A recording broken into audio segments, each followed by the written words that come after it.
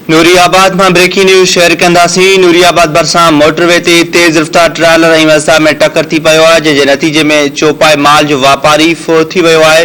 Photo वापारी वाजिद हुसैन बुरड़ो नौशहर फिरोज़ मां चौपाई माल खणी कराची अची रहियो हो त रस्ते में हादसे जो शिकार थियो आहे। हादसे में मज़दा में भरियल 5 मेहूं पिण मरी वियूं आहिनि, जॾहिं त हादसो कंदड़ ट्रालर ड्राइवर मौके तां फरार थी वञण में कामयाब थी वियो आहे। इहा ब्रेकिंग न्यूज़ अवां सां शेयर कई पिया। नूरियाबाद भरसा मोटरवे ते तेज़ रफ्तार ट्रालर ऐं मज़दा में टक्कर थी पियो आहे, जंहिंजे नतीजे में चौपाई माल जो वापारी फोत थी वियो आहे।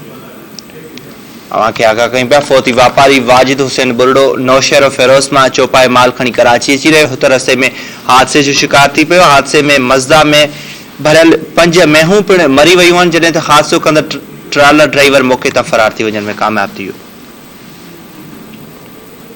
नूरियाबाद मां हीअ ब्रेकिंग न्यूज़ आहे, असां शेयर कयूं पिया। नूरियाबाद भरसां ही रोड हादसो पेश आयो आहे, जंहिंजे नतीजे में हिकु ॼणो फोत थी वियो आहे। फोती वापारी कुर्बानी जा जानवर खणी कराची वञी रहियो हो त रस्ते में हादसे जो शिकार थी वियो। अवांखे आगाह कयूं पिया। हादसे में 5 मेहूं बि मरी वियूं आहिनि। हादसो कंदड़ ट्रालर ड्राइवर मौके तां फरार थियण में कामयाब थी वियो आहे। अब्दुल गनी पालारी नूरियाबाद जो रिपोर्टर असां सां टेलीफोन लाइन ते मौजूद आहे। आगाह कजो हिन हवाले सां अब्दुल गनी।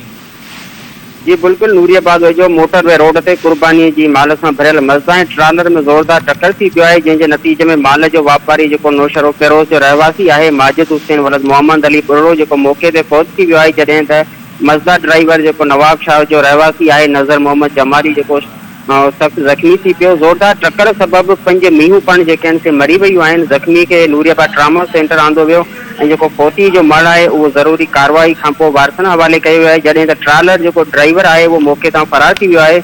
मज़दा जेका आहे नौशहर फिरोज़ खां कुर्बानी जो माल भरे कराची तरफ़ वञी रही हुई त रस्ते में हादसे जो शिकार थी वई। जी ठीक है, वरी महिरबानी अब्दुल गनी पालारी।